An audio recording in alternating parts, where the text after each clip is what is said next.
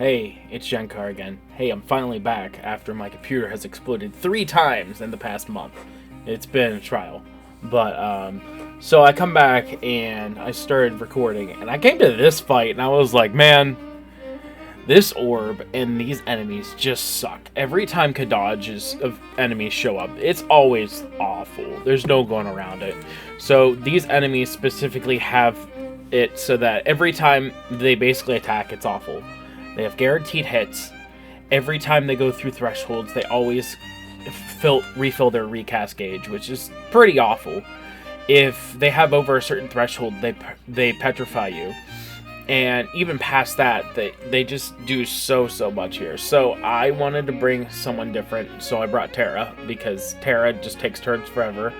And I don't have Noctis, so I have to deal with what I got. So, that being said, Freya controls the orb mostly. For Terra, I have her use Warrior of Light's LD call. And right here, Freya just does work just by being there. She has the party last stand, which makes it so Terra can survive through this, which is pretty scared about, and I wasn't sure how I was going to deal with, but apparently I didn't have to worry. That being said, I brought Lock for defense ignoring, and because I haven't used Lock in a while, because Garnet came out, Lock just doesn't get a whole lot of use. And then I swapped out for a 3-turn Laguna, which, ironically, I didn't really need to do this. I should have probably done this at a later threshold, I guess. But at the 50% mark, they cleanse all their debuffs that aren't gold. So I was like, alright, well, I have Desperado. Desperado just ensures a lot more damage. So I just kind of try and set up for Terra to just go into nuke mode here. At the 80% threshold, the enemies get their orb, which says that every time a player takes a turn, it goes down 3. You get 15 if they evade, which the only real way to evade their attacks is if you have Freya or Kayn in the air, and you give them Lock. Which, I mean, it's not that hard to do, but I mean, if I'm going to use a call, I'm going to use Leo, I'm going to use a Kate Sith call, I'm going to use something to keep me alive, I'm going to use stuff like that.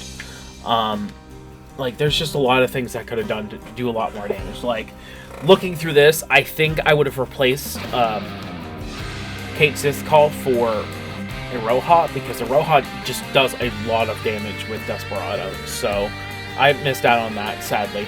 But right here, I'm just kind of trying to cycle through, get Laguna out of there, because as soon as Laguna gets out, everything starts coming together. Everything starts coming up easy. So from here, Freya just has to jump back down, and I just kind of go, okay, well, they're both under thresholds, and they start at 12, which isn't ideal. If every time your player heals, the orb goes up by 1. So if Freya's in the air, you'll only get 2 turns from here. And I did bring in a Roha call. I thought I brought a Leo call, which honestly, Leo and a Roha probably would have been the best. But I digress. With Freya in the air, she can't heal herself because, you know, she's in the air. So it's 2 stacks per turn. So that means it steadily decreases as it's going through, which honestly is kind of scary with the part Terra takes like 7,000 turns. But right here, I have Laguna, and I just use a C65. I get him out of there. Like, as soon as I get him out of here, I am just ready to go. I have to get... So I start here, and I go into Lucky Girl, and then I go into his burst attack. I need to get that up, because Terra's already not doing great damage. So we need to get that going as soon as humanly possible. And right here, this is where we start popping off, I'd say. We have Terra just prepped to do all the damage in existence, and we just kind of go brrrr. Oh man, I've missed making videos. I miss trying to release content for you guys, try to get some crazy stuff going on here. See, it goes up to 9 from 7. This orb actually gives me a fear whenever it happens, because I feel like the orb's gonna tick down to 0, tick off, and then you would then have to worry about just it going back up, even with the healing itself. So I never actually let it go under 3, or 3 and under, because I just have this fear that it's going to tick off before the heals go off, so I don't risk it. This fight's orb, it ticks up real weird. It doesn't like just do it.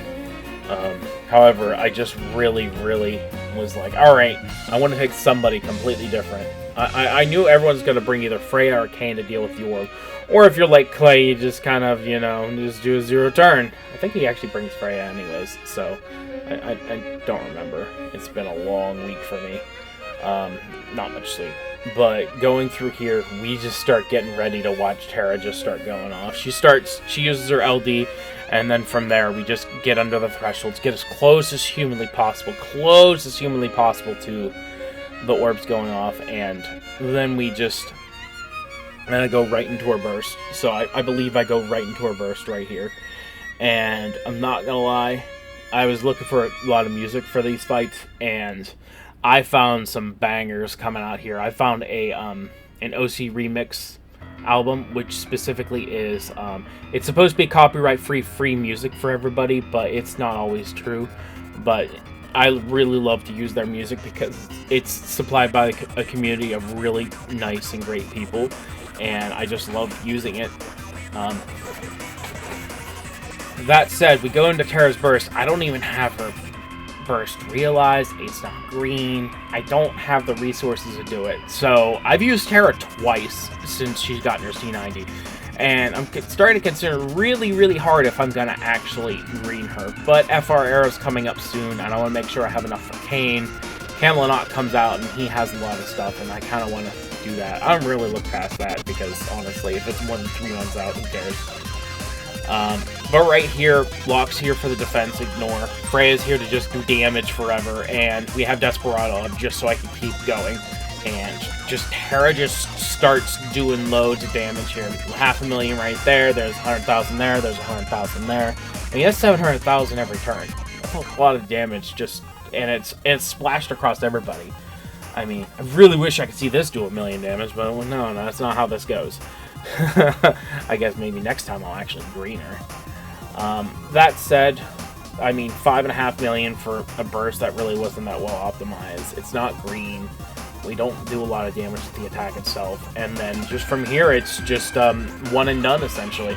Terra just keeps going through. We keep spamming Meltdown until we go into her LD, and then we just keep doing it. The biggest downside here is just the orb itself. Like, it's really not great. I didn't like this fight at all. These fights, whenever it comes to these camels, are just never fun. Like, Kadaj's, when he first came out, they weren't fun.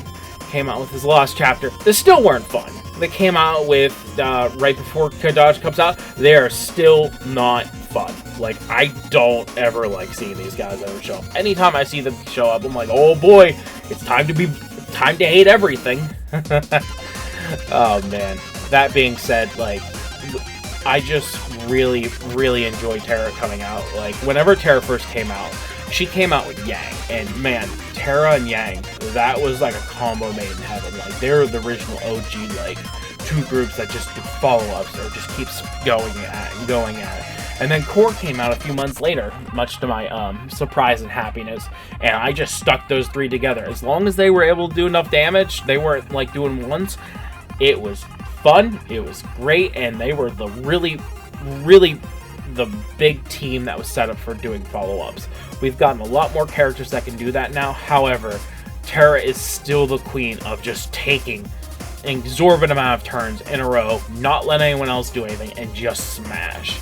And the part that we have a follow-up that we can do from a call and they disappear from Desperado, oh my goodness. Like, it's just so much fun. I love doing this. And not gonna lie, right before we get into the actual FR era, I think this is probably the most fun I'm gonna have. Like, I'm not really sure what the fights are going forward, but it's either the fights are really easy or they're just really not fun. Like, I'm really looking forward to the difficulty spike because it's just so saddening to see going from, like, the Chaos era where you have to really strategize your resources and move forward. Like, Cloud and Vincent were the first Chaos era EX pluses, and then you come into this era, and I was like, alright, fine, Lufenia pluses are really hard.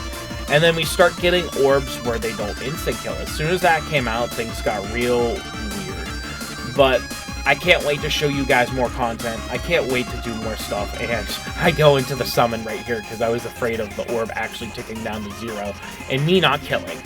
But I believe that we use a meltdown and we win. I'm really glad that you guys keep sticking around, keep showing up for all of my crazy zany videos. I'm going to have some more stuff coming up for you guys, and I have a later video that I forgot to put out that I'm going to put out, and I'll give you a hint. It's more Yogurt Ralph, guys. This is Jenkar. I'm your bud. I hope you guys are too. You have a great day. I'll talk to you soon.